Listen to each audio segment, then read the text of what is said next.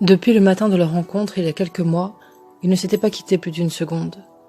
Naturellement, ils s'accordaient si bien qu'il s'étonnait parfois de n'avoir jamais eu à faire de concessions, à s'efforcer de dégager de son temps pour adopter le rythme de l'autre. Les mêmes envies au même moment, toujours, et envie d'eux surtout.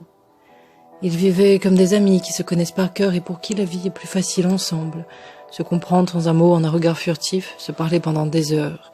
Ils vivaient tapis dans elle à l'intérieur. Quand elle dut partir et pour de vrai ce soir où le ciel avait la couleur du pétrole, il resta debout à l'entrée de l'appartement des minutes entières, figées. Il s'enferma à clé dans un mutisme de mort, puis fit le tour du salon en un coup d'œil décontenancé.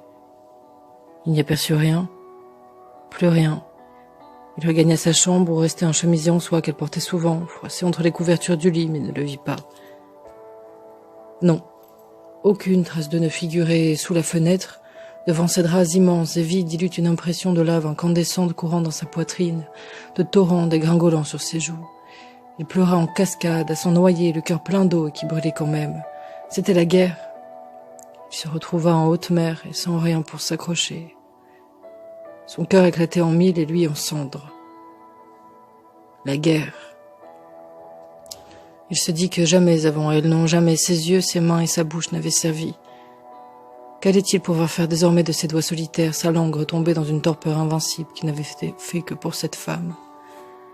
Il l'avait eue dans la peau depuis ce matin-là, comme le début de sa vie. Elle ne sut plus quoi faire d'elle. Un champ de ruines qu'elle avait déserté.